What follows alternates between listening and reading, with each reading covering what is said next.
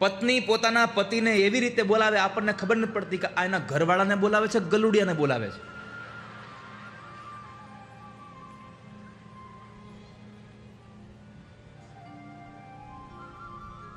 અને એમાં જ્યારથી આ નામ હુલામણ આવ્યા, દકો ને દકી,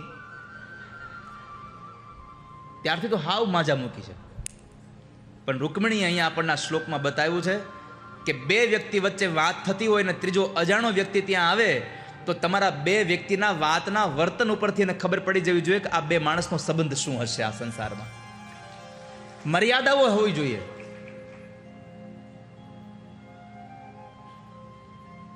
પહેલાના સમયના બહેનોને જુઓ, એક જ નામથી બોલાવતા. પહેલાના સમયના બહેનો પોતાના પતિને એક જ નામથી બોલાવતા. શું કહેતા? સાંભળ્યું? 25 પુરુષો બેઠા હોય ને એક સ્ત્રી લાજ તાણીને બોલે, સાંભળ્યું? એક જ સાંભળતો, 24 બેરા નહોતા. મર્યાદાઓ હતી આપણી. અને અત્યારે તુકારે બોલાવે, છોકરાને બોલાવતા હોય. ક્યાં જશું આપણે એટલા બધા સુધરીને? થોડીક તો મર્યાદા રાખો, થોડોક તો વ્યવહાર આપણો કંઈક એવું બને.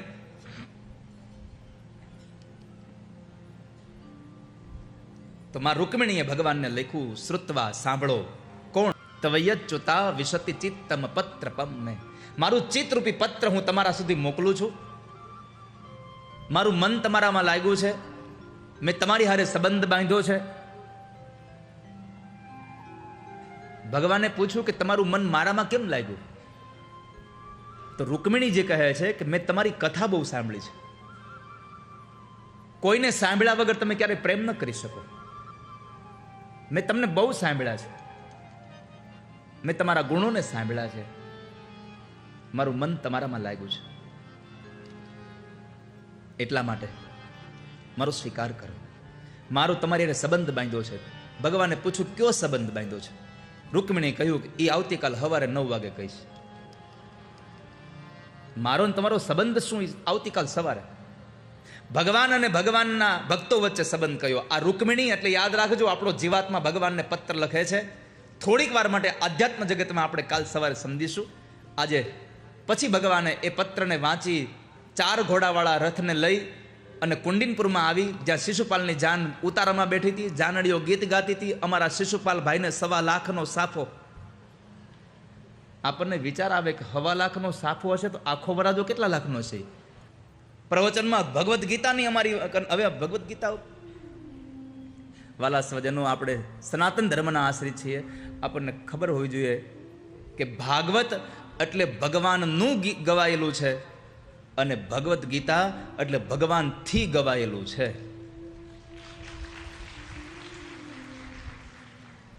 ભાગવત અને ભગવદ્ ગીતા બે અલગ છે. કેટલા લોકોને ખબર છે ભગવદ્ ગીતા ક્યાં ગવાયું? કૃષ્ણએ ગાયેલું ગીત છે. આ ક્યાં ગાયું? ભુજમાં.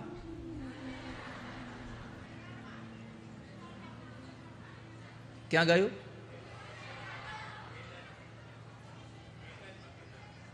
ક્યાં? કુરુક્ષેત્રમાં.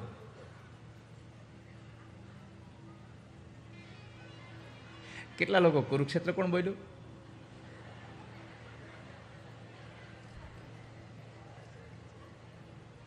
કુરુક્ષેત્રમાં ગીતાજી ગવે કોણ બોલ્યું? જેને ભરોસો હોય દાજુત કરજો.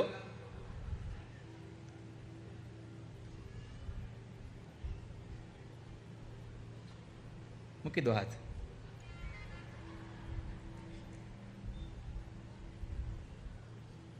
કોઈને ખબર છે ગીતાજી ક્યાં ગવાયું?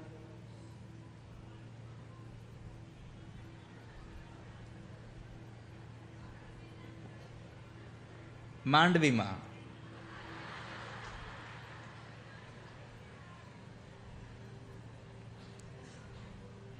કુરુક્ષેત્રના મેદાનમાં ભગવાન ગીતાજી ગાય છે અને અર્જુન સાંભળી રહ્યો છે.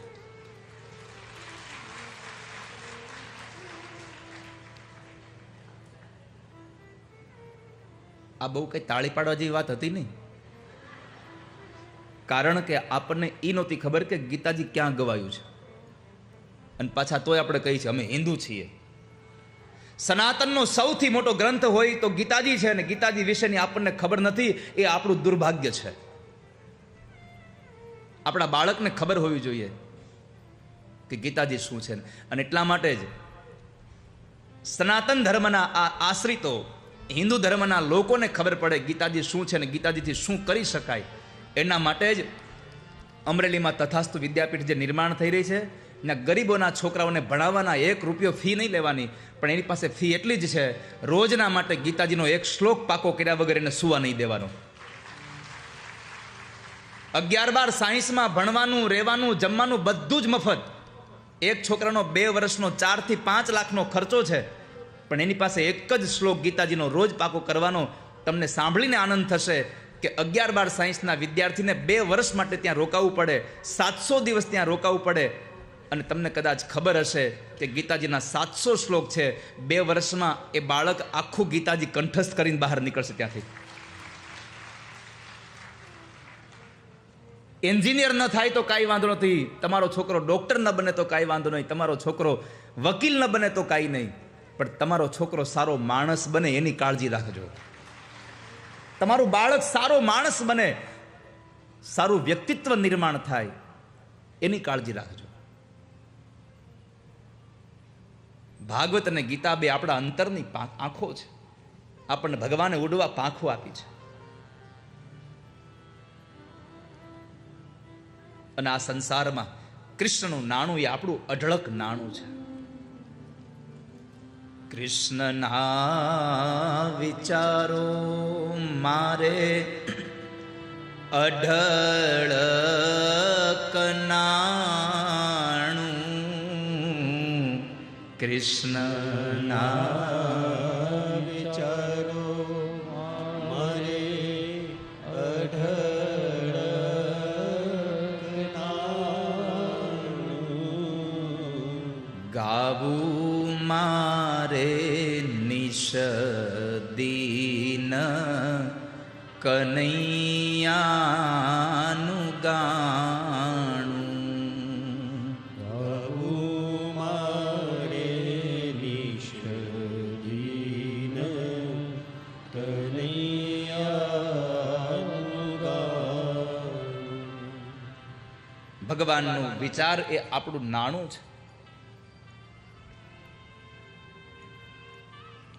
તો એ પરમાત્માની આ રાસ પંચાધ્યાયની કથા સુખદેવજી મહારાજે કહ્યું કે રાજા, અંતે ભગવાન જેવા ભગવાન પણ ગોપીઓના પ્રેમ પાસે હારી ગયા અને પરમાત્માને ત્યાં આવવું પડ્યું.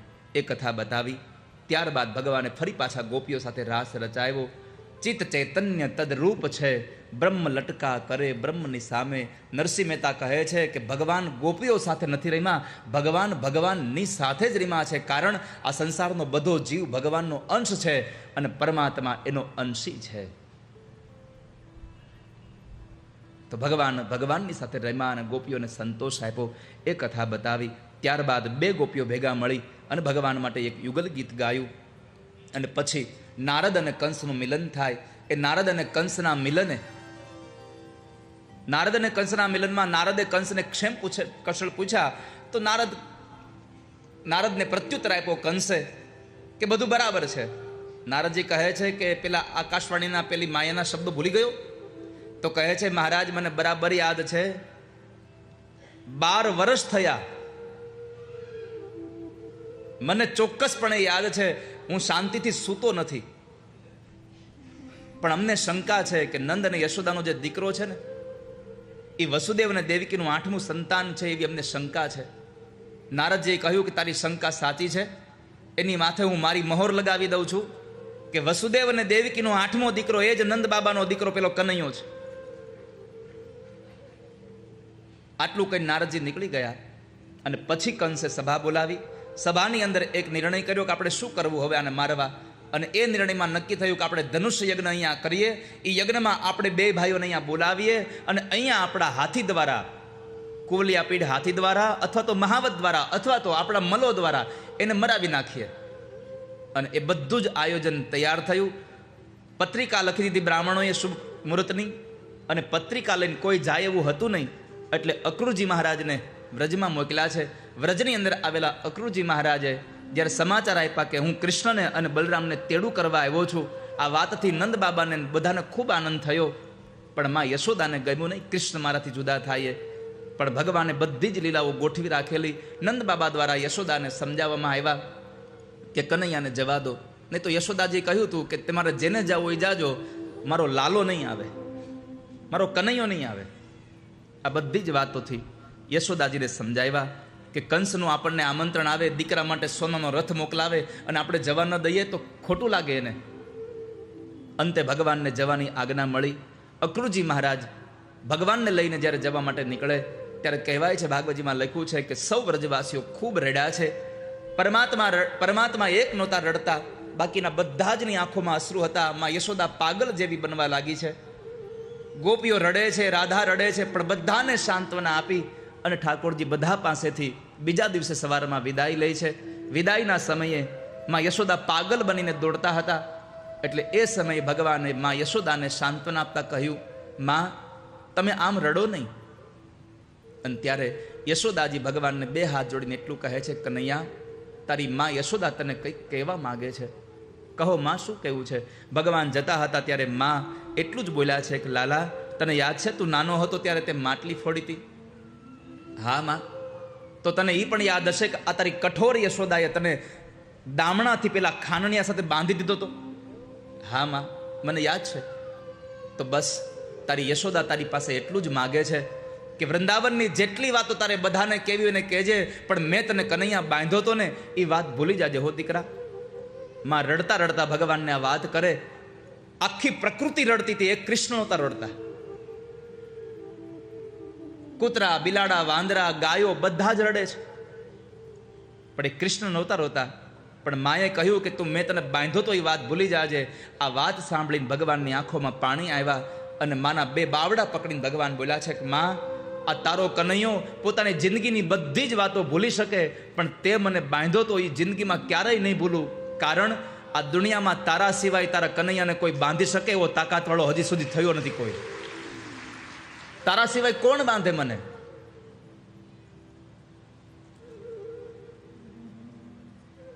નંદ કી દાવરી બંધાવે. નંદ બાબાના ઘરે દોરડાથી બંધાયા હોય તો એકમાત્ર કૃષ્ણ એક વખત જ, બાકી કોઈ નથી બંધાયા જ નથી ભગવાન. પણ માં હવે તમે રડશો નહીં. ભગવાન સાંત્વના આપી. રાધાજીને મળ્યા. કામળી અને પોતાની વાંસળી રાધાજીને આપી અને ભગવાન વિદાય લે છે. સૌ ગોપીઓને સાંત્વના આપીને કહ્યું કે જ્યાં સુધી પ્રારબ્ધ હતું ત્યાં સુધી આપણે સૌ ભેગા રહ્યા. પ્રારબ્ધ પૂરું થયું એટલે સૌ સૌના રસ્તે જતું રહેવાનું. ભગવાન વિદાય લઈ અને વ્રજમાંથી ગયા. વ્રજમાંથી કૃષ્ણ નથી ગયા, વ્રજવાસીઓનો પ્રાણ ગયો છે. એ દિવસે કોઈએ પોતાના ઘરની અંદર ગયા નથી, કોઈએ પોતાના ઘરમાં દીવડા ન પ્રગટાવ્યા, કોઈએ મોઢામાં પાણી ન નાખ્યું. ભગવાનના વિયોગમાં સૌ નિર્જલા વિતાવ્યા છે. સૌ લોકો જતા રહ્યા છે. ભગવાન કૃષ્ણ ગયા.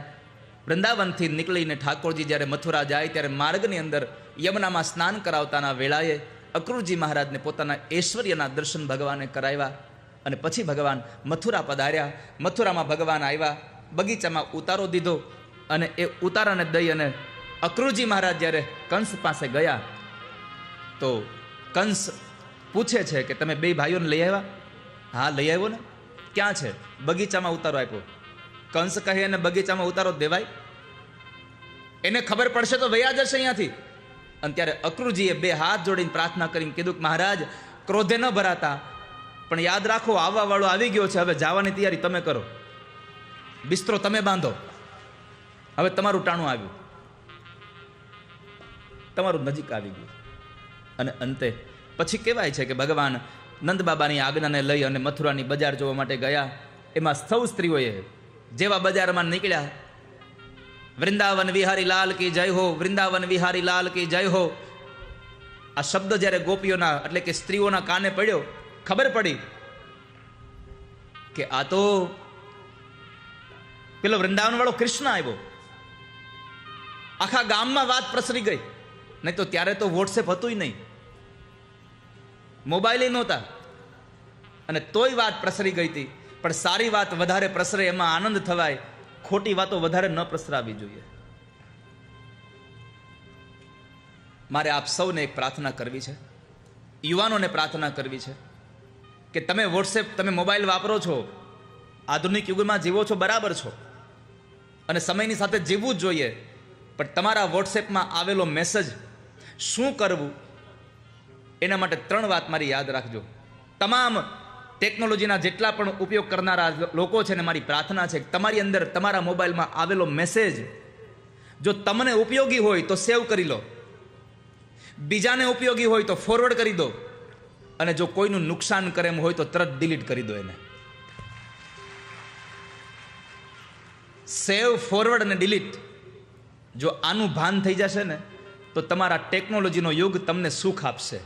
પણ કરુણા એ છે કે ભગવાનનો ફોટો અથવા તો ભગવાન પ્રત્યેની, સનાતન પ્રત્યેની કોઈ વાત આપણા મોબાઈલમાં આવી હોય તો આપણે એને વાંચતાય નથી, એને જોતાય નથી, અને કોઈ મારામારીનો જો કોઈ વિડીયો આવ્યો હોય તો આપણે એને આખા ગ્રુપમાં ફોરવર્ડ કરીએ, જુઓ તમે.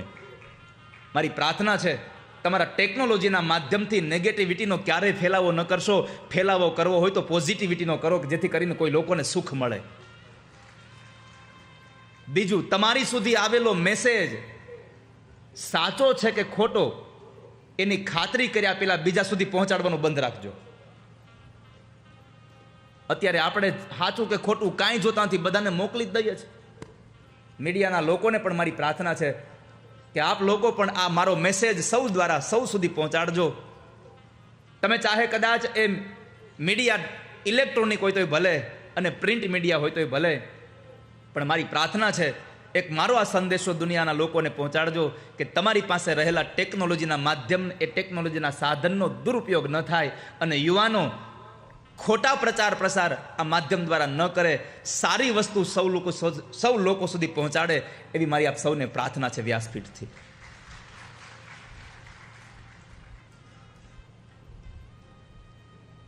કચ્છની આ કથાનું બેનર આપણને મળ્યું હશે, આપણે કોઈના સુધી નહીં પહોંચાડ્યું, આપણે વાંચીને ડિલીટ કરી નાખ્યું હશે અને કાંદર પડ્યું રહેવા દીધું હશે. પણ હમણાં કદાચ અહીંયા કોઈ નાનું એવું એક્સિડન્ટ થયું અથવા તો નાના એવી કોઈ જાતની મારામારી થઈ હોય ને એનો વિડીયો આવે એટલે આપણે ગામને પહોંચાડીએ, ગઢ શીશામાં આમ થયું, આમ થયું, આમ થયું. કપડાં બધાએ પહેર્યા તો બધાને નાના મોટા થયા, અને નાના મોટા કપડાં થયા એટલે એવા સમયે બધાના કપડાં માપના કરવા હાટું દરજી કાકા પાસે ગયા. દરજી કાકાએ કાંઈ આનાકાની ન કરી, બધાના કપડાં માપના કરી દીધા. અને પછી ભગવાને પૂછ્યું કે દરજી કાકા કેટલા પૈસા આપવાના? તો દરજી કાકાને વિચાર આવ્યો કે આની પાસે પૈસા એક થપાટ પડે ને મારું માથું તૂટી જાય તો. એટલે દરજી કાકાએ વિવેક કર્યો કે તમારે થોડા પૈસા દેવાના હોય. પણ અહીંયા ભગવાને બહુ સુંદર વાત કરી છે, કાકા મફતમાં કામ ન કરાવાય કોઈ પાસે, મફતમાં કોઈની પાસે કામ ન કરાવાય. જેણે જેટલું કામ કર્યું હોય એને એટલા પૈસા આપી દેવા જોઈએ. આ વાતમાં કેટલા લોકો સહમત છો કે જેટલું કામ કર્યું એટલા પૈસા આપી દેવા જોઈએ, મફત ન કરાવાય કોઈ પાસે? જેટલા લોકો મારી આ વાતમાં સહમત હોય એટલા લોકો હાથ ઊંચો કરો. ઓકે, તો હાથ ઊંચો નથી કર્યો, મફતમાં કામ કરવા તૈયાર છો ને? જેટલા લોકો એવું માનતા હોય કે કોઈ પાસે મફતમાં કામ ન કરાવાય, તો મારે તમને કેવું છે કે 6 દિવસથી તમને કથા સંભળાવું છું, મફતમાં કથા સંભળાય? એકવાર દામોદર સ્તોત્ર ગાજો, એકવાર દામોદર સ્તોત્ર ગાજો. કારણ જેટલું જીવવા માટે જોઈએ છે એટલું ઠાકોરજી આપી દે છે, પણ તમારું જીવન સારું બને એના માટે દામોદર સ્તોત્રનો પાઠ કરજો. આ પાઠ એટલા માટે તમને આગ્રહપૂર્વક કહું છું કે એક રિક્ષા ચાલકનો છોકરો, મારા બાપુજી રિક્ષા ચલાવતા હતા, અને હું જ્યારે 2004માં એરોનોટિકલ એન્જિનિયરિંગમાં બરોડા અભ્યાસ કરતો હતો, અને પૈસાના અભાવે મારું છેલ્લું વર્ષ મારા બાપુજી એ ફી ન ભરી શક્યા, મારું છૂટી ગયું. પછી હું દ્વારકા ગયો, અને દ્વારકામાં જઈ અને અભ્યાસ કરતો હતો, ત્યારે રોજ દ્વારકાધીશની સામે દામોદર સ્તોત્ર ગાતો હતો. ખાલી મને ખબર નહોતી કે દામોદર સ્તોત્રનું ફળ શું મળશે, પણ એ દામોદર સ્તોત્ર રોજ ગાવાનું ફળ મને પછી ખબર પડી કે ઠાકોરજીએ ભાગવતની વ્યાસપીઠ આપી દીધી. ક્યાંથી ક્યાં પહોંચાડ્યો મારા નાથે. માટે મારી પ્રાર્થના છે તમને કે જો બની શકે તો તમારું ઈચ્છિત કામ સંપન્ન કરવું હોય તો કોઈ પણ પ્રકારના આશા અને અપેક્ષા વગર, કોઈ પણ પ્રકારની લાલચ વગર રોજ દિવસમાં એક વખત દામોદર સ્તોત્રનો પાઠ કરશો તો તમે ધાર્યું નહીં એવું ફળ ઠાકોરજી તમારી જોડીમાં નાખી દેશે.